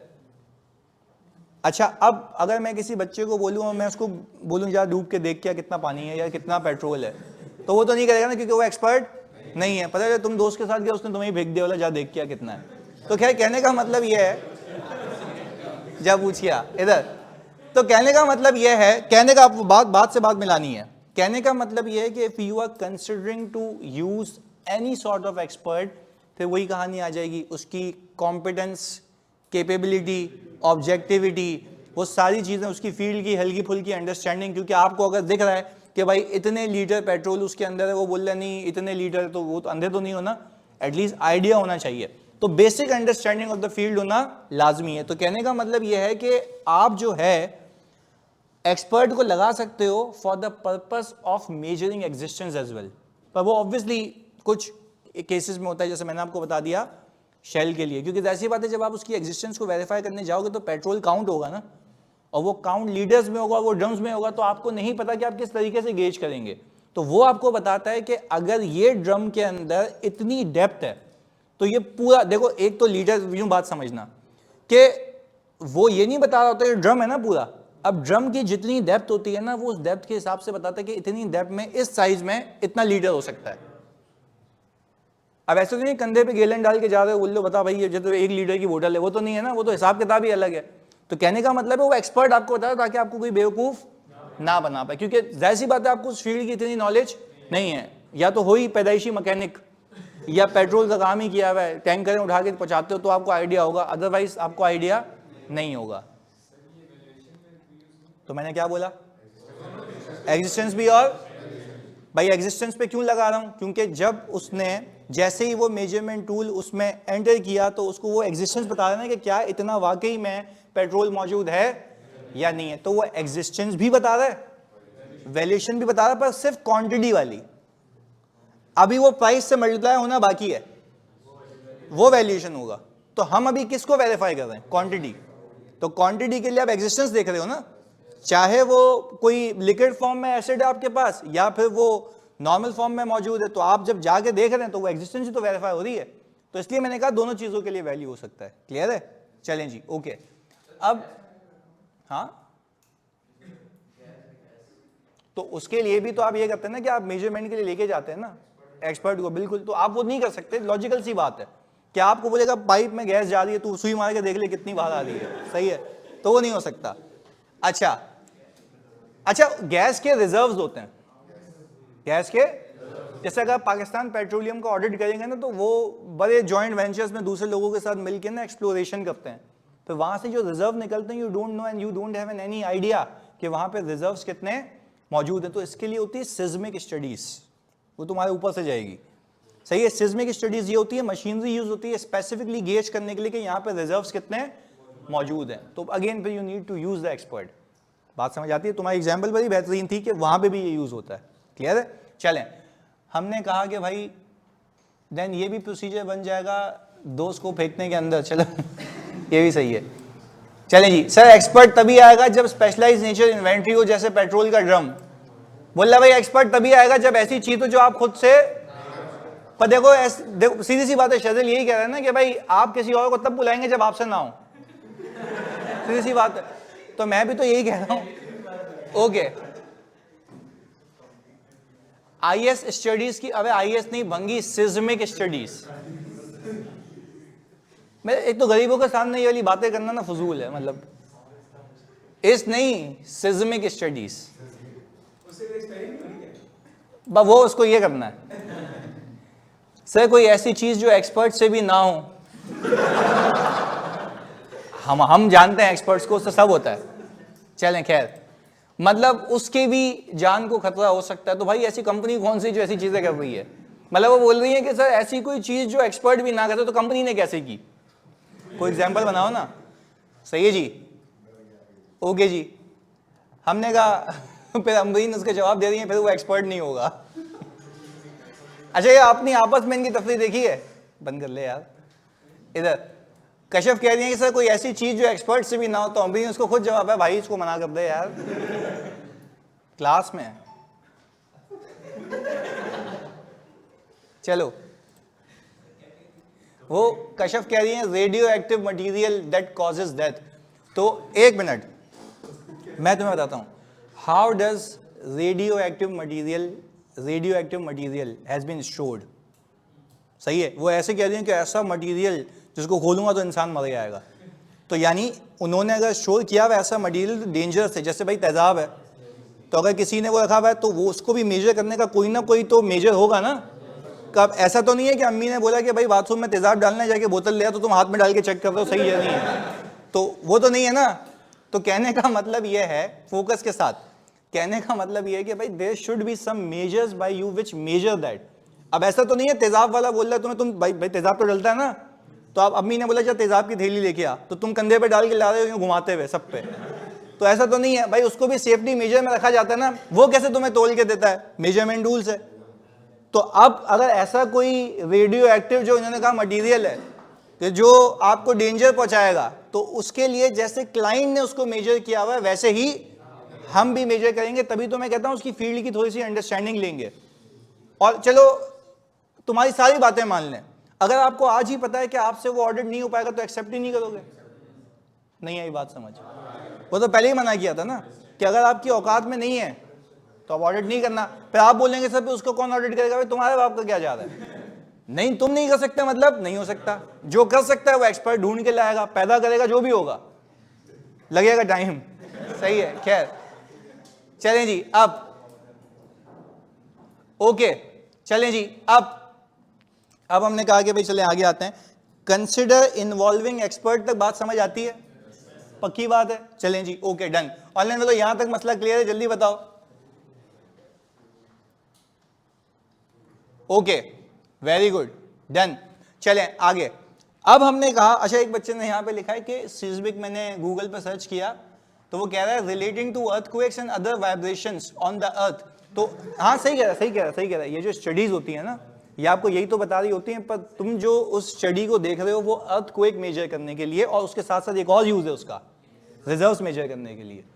तो अगेन जब तुम ऐसे, क्योंकि मैंने पाकिस्तान पेट्रोलियम का ऑडिट किया है, जॉइंट वेंचर्स की अकाउंटिंग तक की है, तो मुझे इसलिए पता है। तो मैंने तभी तुम्हें एग्जांपल दे दी, वो रेलेवेंट बात कही थी उसने। तो हमने दो एग्जांपल्स देखी हैं, एक शेल का अकाउंट ऑयल का, और दूसरा रिजर्व्स।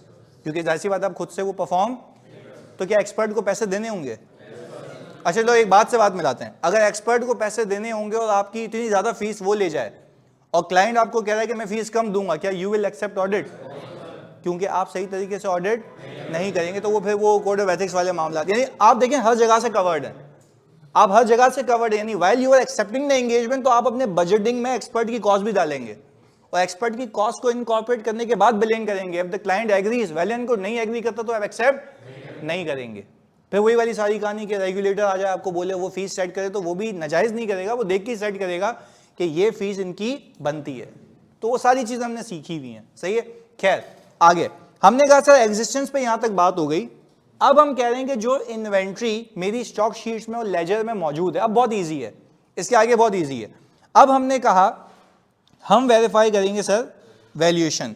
अच्छा, आपको ये पता है कि वैल्यूएशन असर्शन में हम ये कहते हैं कि inventory should be carried at lower of cost और एनआरवी। तो अब हम वैल्यूएशन के वक्त वो चीज जरा दिमाग में रखेंगे।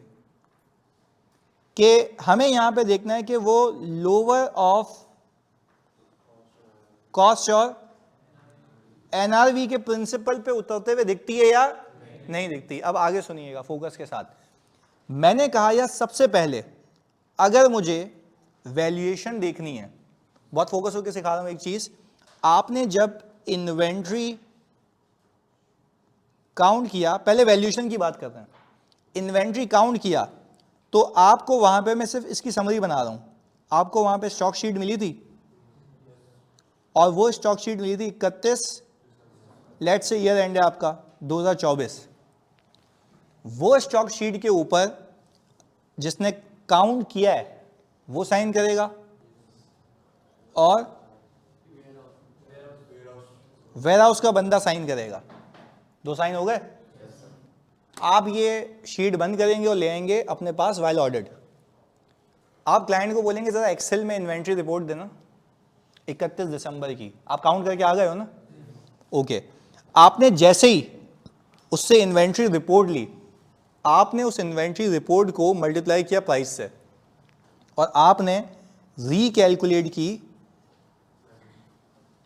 Value of inventory bye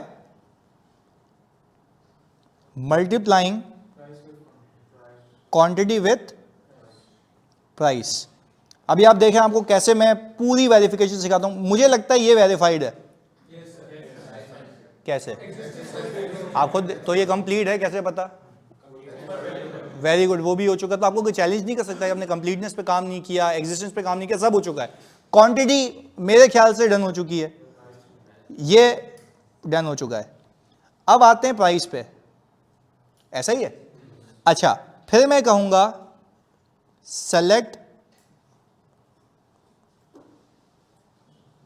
a sample of inventory and inspect supporting documents। हाँ भाई, such as purchase order, GRN, invoices। यानी अब आप कह रहे हैं कि यार इतनी सारी इन्वेंट्री होगी, मुझे कैसे पता यार कि सबकी प्राइस सही है?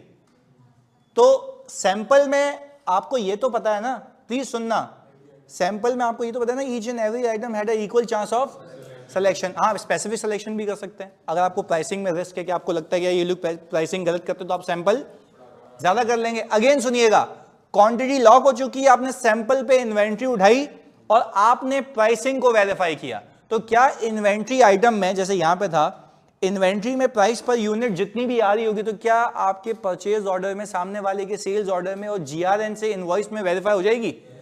तो आपने टिक लगा दिया, हाँ भाई ये चीजें सही होती जा रही हैं। तो अब आपको क्या प्राइस पे भी तसल्ली हो गई पर यूनिट?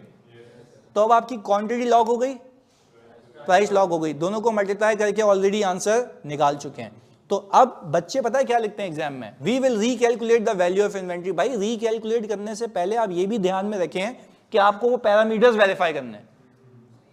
तो अगर पैरामीटर वेरीफाई हो गए तो आपकी रीकैलकुलेशन जायज है। अब समझ आता है। तो क्या ये टोटल वैल्यू क्लोजिंग से मैच हो रही थी?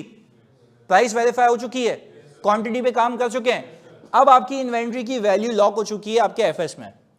अब मसला ये है एनआरवी लॉसेस। कौन सा लॉस? अच्छा, अब आप जब इन्वेंट्री काउंट पे गए थे तो वहां पे आपको बोला गया था कि keep a check on obsolete items. हाँ भाई, आपको क्या बोला था? Keep a check on while inventory count. क्योंकि आप जब काउंट करके साइन करा के आए थे तो आपने वहां पे मार्क कर लिया होगा कि ये इन्वेंट्री ऑब्सोलीट है, ये इन्वेंट्री। अच्छा, वाइल इन्वेंट्री काउंट। अच्छा, अब मुझे एक बात बताएं, वो इन्वेंट्री शीट के अंदर कॉस्ट पे रिकॉर्ड हुई है, जबकि किस पे होनी चाहिए? एनआरवी पे। तो हम क्या ये बोलेंगे कि for obsolete inventory, verify subsequent sales of goods to validate NRV। मैं पता है जो ईयर एंड के बाद वो माल जितने पे बिका है वो मुझे क्लैरिटी से बता देगा ये माल इतने पे बिकेगा। तो अच्छा एनआरवी कैसे निकलती है? Fair value less cost to sell. तो क्लाइंट तो आपको झूठ भी कह सकता है ना कि भाई ये इतने की बेचूंगा, तो वो तो एनआरवी लॉस रिकॉर्ड ही नहीं करेगा या कम करेगा। आप बोलेंगे भाई आप होशियारी नहीं करें, हम एनआरवी खुद देख लेंगे। तो एनआरवी देखने का तरीका क्या है? ईयर एंड के बाद ही देखोगे ना कि वो इन्वेंट्री कितने की बिकी है। तो ये तभी तो एडजस्टिंग इवेंट होता है कि ईयर एंड पे जो आपकी इन्वेंट्री पड़ी हुई थी वो ऑब्सोलीट थी, आपको प्राइस कब पता लगी है? तो आप तभी कहते हैं वो एडजस्टिंग इवेंट है, कंडीशन एग्जिस्ट करती थी, पता कब लगा है? तो वो हमने इसको IS 1037 से कनेक्ट किया कि IS 10 में ये वाला प्रोसीजर होता है जिसकी वजह से हम कहते हैं वो एडजस्टिंग इवेंट है। तो अगर मैं आपको ये कहूं कि आपको इन्वेंट्री की एनआरवी को वैलिडेट करना है, तो आप बोलेंगे कि हम सब्सिक्वेंट सेल्स देखेंगे और कंपेयर करेंगे कॉस्ट ऑफ इन्वेंट्री से, और अगर वो कॉस्ट ऑफ इन्वेंट्री ज्यादा है और एनआरवी, तो we will request management to book NRV losses. बात समझ आती है? तो ये देखो, for obsolete inventory verify check subsequent sales of goods to. अच्छा, ये वैसे आपने एनआरवी टेस्टिंग जो आपको ऑब्सोलीट दिखी है उसके लिए भी करनी है और जो ऑब्सोलीट नहीं है, ताकि आप बाकियों को भी देख लें। कहीं ऐसा तो नहीं है कॉम्पिटिटर की वजह से बाकी भी इंपेयर्ड हो, ऑल्दो आपको ऑब्सोलीट नहीं दिख रही है, खराब नहीं दिख रही है, पर हो सकता है कि उसकी सेल्स भी कम हो रही है। तो ये बात याद रखिएगा कि आप एक जेनरिक प्रोसीजर लिख सकते हैं टू टेस्ट द एनआरवी, क्या आपने सब्सिक्वेंट सेल्स को देखना है। नहीं, आप उसके लिए आते हैं ना, उसके लिए आते हैं, बिल्कुल सही कह रहे हैं। Obtain ageing report to verify long outstanding inventory and request management to book NRV. तो इसकी एनआरवी कितनी है ये भी कैसे पता लगेगी? बाद में जितने की सेल हुई है। बात समझ आती है? तो अच्छा, आप करंट ईयर की सेल्स में भी देख सकते हो ऑब्जर्व करके करंटली वो कितने की बिक रही है, और बाद में क्योंकि करंटली अगर वो ज़्यादा पे बिक रही है तो आपको होशियारी करने की नीड नहीं है ना भाई। फॉर एग्जांपल एक ऑब्सोलीट है पर कस्टमर उसके लिए भी ज़्यादा पे करने को तैयार है, तो फिर आपने होशियारी नहीं करनी है, पर आपने हाँ वैलिडेट करना है कि उसकी बात पे यकीन नहीं करना, but yes you need to go and check कि क्या वो वाकई में इतने की बिकती है या नहीं बिकती है। तो मुझे एक बात बताओ, क्या अब आपकी ऑल टुगेदर वैल्यूएशन वेरीफाई होते हुए दिखती है? यानी आपने पहले कंप्लीट किया, फिर आपने एग्जिस्टेंस को मेक श्योर किया, क्वांटिटी लॉक हो गई, फिर आपने कहा मैं रिकैलकुलेट करूंगा, प्राइसिंग वेरीफाई की, अब आप ये देख रहे हैं कि वाकई में आगे भी इतने पे बिकेगा या, तो आपने सब्सिक्वेंट टेस्टिंग कर ली एनआरवी लॉस के लिए, फिर आपने एजिंग रिपोर्ट ले ली, और एजिंग में अगर आपकी स्लो मूविंग या ऑब्सोलीट इन्वेंट्री, स्लो मूविंग कैसे पता लगता है कि जब पुरानी हो और बिकी ना हो, तो वो आपको बड़े टाइम से दिख रहा होगा, यानी आपको इन्वेंट्री दिख रही है उसमें एक आइटम बिक रहा है, दो आइटम बिक रहा है पूरे साल में, तो वो कौन सी इन्वेंट्री है?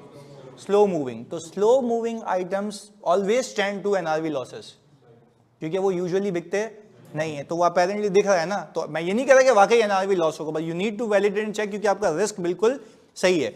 और ये एनआरवी लॉसेस का रिस्क आप जब इन्वेंट्री डेज निकाल रहे होते हैं तब भी पता लगता है, क्योंकि इन्वेंट्री डेज निकालने का फॉर्मूला क्या होता है? Inventory over COGS। तो इन्वेंट्री न्यूमरेटर में होती है, तो वो जितनी ज्यादा होती रहेगी उतना ये रेशियो बढ़ता जाएगा। तो ऐसी बात है, inventory is being piled up and not being sold, तो वहां से पता लगता है। तो अगर कोई आपको बोले कि इन्वेंट्री डेज इतने से इंक्रीज हो गए, सही है, तो आपका कौन सा रिस्क है? कंप्लीटनेस का, वैल्यूएशन का? वैल्यूएशन का। तो आपने फिर सिर्फ वैल्यूएशन के प्रोसीजर लिखने हैं, और वो भी ये नहीं कि मैं क्वांटिटी लूंगा मल्टीप्लाई करूंगा ना, आप वैल्यूएशन के रिस्क में ये लिखेंगे कि मैं हाँ एनआरवी लॉसेस वाले एजिंग रिपोर्ट लेंगे, स्लो मूविंग को आइडेंटिफाई करेंगे, रिक्वेस्ट करेंगे, और सब्सिक्वेंट सेल्स को चेक कर लेंगे और रिक्वेस्ट करेंगे। इसके अलावा होशियारी नहीं करना। अगर वो बोले पूरी इन्वेंट्री को कैसे वेरीफाई करना, तो सब लिखोगे, तो जो रिस्क होगा उसी की वैलिडेशन होगी। क्लियर है जी? लॉन्ग टर्म होल्ड किए इन्वेंट्री, फिर तो कितने अरसे बाद, तो देख लो सही है। तो इसमें टेंशन क्या थी? वो बोला भाई कॉरेस्पॉन्डेंट बोला कि भाई मैनेजमेंट ने कहा कि एक बंदे ने बोला हुआ है कि मैं 2 साल बाद माल उठाऊंगा, कौन सा माल है भाई? सही है, तो तुमने कहा सही है भाई तुम्हारी मान लेते ना, कॉरेस्पॉन्डेंस दिखा दो, खत्म। हाँ जी सुनिएगा, अभी मैंने कहा कि इन्वेंट्री ऑब्सोलीट हुई है, सेल ज्यादा पे हो रही है,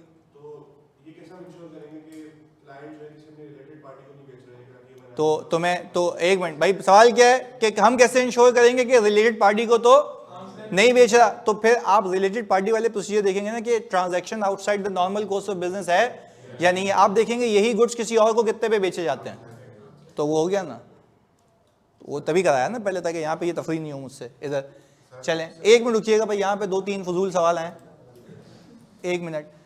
अच्छा भाई, एक ने तो लिख के डिलीट कर दिया बंगी ने, इधर। अच्छा भाई, उस्मान कह रहे हैं कि सर ये अच्छा सवाल लग रहा है, सर ये लिख सकते हैं कि we will perform analytical procedure to ensure valuation. बहुत जेनरिक है, वो कह रहे हैं मैं एनालाइज कर लूंगा पिछले साल को इस साल से कंपेयर करके। हाँ, तो वो तो इन्वेंट्री डेज तो हो ही गया ना, वो रिस्क असेसमेंट के लिए होता है। ये हम क्या कर रहे हैं, प्रोसीजर परफॉर्म कर रहे हैं। सही है जी, तो ये हिसाब किताब हो गया। अच्छा भाई, अब सलमान कह रहे हैं sir purchase price inventory sheet में जो होती है उसमें फीफो वेटेड एवरेज से फर्क आ सकता है? बिल्कुल आ सकता है, पर वो एवरेज हो जाएगा ना। पर आप जो प्राइस वेरीफाई करेंगे वो एवरेज नहीं वेरीफाई करेंगे, वो परचेज प्राइस वेरीफाई करेंगे जो कॉन्ट्रैक्ट में लिखे। यहाँ पर मैकेनिज्म देखेंगे कि सिस्टम सही एवरेज कैलकुलेट करता है या नहीं करता। भाई क्लियर है ये? ओके, परफॉर्म कट ऑफ भी, हाँ ये चीज, क्या कट ऑफ परफॉर्म कर सकते हैं? ये भी वैल्यूएशन के लिए कि कट ऑफ इसलिए परफॉर्म करेंगे कि अच्छा आप आखिरी के 4 GRN और ईयर एंड के बाद 4 GRN लेंगे और ये मेक श्योर करेंगे कि सही पीरियड में रिकॉर्ड हुआ हुआ है या, और GDN के लिए भी ये करेंगे कि गुड्स जो आपने डिस्पैच किए हैं वो सही पीरियड में रिकॉर्ड हुए हुए हैं। तो इससे आपकी वैल्यूएशन भी तो वेरीफाई हो जाएगी ना कि सही पीरियड में उसकी अकाउंटिंग हुई है या नहीं हुई है। तो वेरी गुड, बिल्कुल कट ऑफ भी परफॉर्म कर सकते हैं। अच्छा, अरीश कह रहे हैं सर ऑब्सोलीट इन्वेंट्री और सही वाली इन्वेंट्री की सैम्पलिंग डिफरेंट होती है। भाई ऑब्सोलीट इन्वेंट्री की मैं जो सैम्पलिंग करूंगा वो अलग क्यों कर रहा हूं? मैं तो ओवरऑल प्राइसिंग देख रहा हूं ना। हाँ, अगर आप ये कहना चाह रहे हैं कि रिप्रेजेंटेटिव पॉपुलेशन उठाना चाहते हो तो ऑब्सोलीट की अलग उठा लो, उसकी अलग उठा लो। पर अगर ओवरऑल पे लगाना चाहते हो तो कोई मसले वाली बात नहीं है। आपका मकसद क्या, प्राइस वेरीफाई करना। पर आपको NRV टेस्टिंग के लिए ये प्राइस नहीं चाहिए, बाद में कितने का बिक रहा है वो चाहिए, तो अलग बात है। जरीर कह रहे हैं सर मैन्युफैक्चरिंग कंसर्न के लिए shouldn't the auditor also validate the proper cost accounting as well, absorption marginal costing की वजह से काफी, तो भाई वो तो ओवरहेड की एलोकेशन हो गई ना। वो आगे सीखेंगे कि ओवरहेड्स एलोकेट कैसे होते हैं, आप उसको वेरीफाई कैसे करेंगे। पर वो तब आता है जब आप कैपिटल वर्क इन प्रोग्रेस की बात करेंगे, जब आप मैन्युफैक्चरिंग कंसर्न होंगे। यहाँ पे मैंने जो एग्जांपल दी थी, क्या मैं मैन्युफैक्चरिंग कंसर्न था या ट्रेडर था? नॉर्मल ट्रेडिंग बिजनेस था, तो हमने खरीदा बेचा, उसके प्रोसीजर हैं। इसमें सिर्फ और सिर्फ CWIP ऐड हो जाएगा, इसके अलावा कुछ भी ऐड नहीं होगा। पहले बताओ कहानी समझ आती है, क्लैरिटी है? और इसके बाद राइट्स एंड ऑब्लिगेशन के लिए एक सवाल लिखा हुआ उसमें कि आप ये पूछेंगे राइट्स के लिए कि किसी और की इन्वेंट्री तो वो हमने कंप्लीटनेस पे नहीं यहाँ पूछना था। ऐसा ही है ना कि हम राइट में देखेंगे कि किसी और की इन्वेंट्री आपके पास तो मौजूद नहीं है जो आपकी शीट्स में होनी, तो वो राइट्स के लिए। और फिर proper disclosure as per required by framework आपने दिया या नहीं दिया। बात क्लियर है? कट ऑफ टेस्ट ऐसे वैल्यूएशन परफॉर्म कर रहा है कि आपने अगर 4 परचेजेस किए ईयर एंड से पहले तो वो रिकॉर्ड भी होनी चाहिए, तो वो वैल्यू गलत हो जाएगी ना, वरना अगर आपने आगे पीछे कर दिया। यानी आप इसकी परचेज आगे ले जाओ और आगे वाली पीछे ले आओ तो मसला हो जाएगा। क्लियर है जी? लॉन्ग आउटस्टैंडिंग इन्वेंट्री है, ईयर एंड के बाद तो उसको तो बोलेंगे पूरा प्रोवाइड कर दो। भाई इनका सवाल क्या आया कि भाई लॉन्ग आउटस्टैंडिंग इन्वेंट्री मतलब इस साल में भी नहीं बिकी और अगले साल में भी, तो आप बोलोगे भाई कभी नहीं बिकेगी ना, प्रोवाइड करो उसको, क्योंकि मुझे कोई सबूत ही नहीं मिल रहा कि ये है भी। तो वो बोलेगा यार अगर बिक गई तो मैंने कहा प्रोविजन रिवर्स कर लेना, कोई मसले वाली बात नहीं है। एस्टिमेट है ना, अभी बेस्ट एस्टिमेट क्या है कि नहीं बिकेगी, क्योंकि आज तक नहीं बिकी, खत्म बात। सही है? तो चलें जी, मिलते हैं अगली क्लास में बाकी के साथ। अल्लाह हाफिज़। अबे उसके बाद वो FAR 2 लंबी हो गई, वो रखते हैं।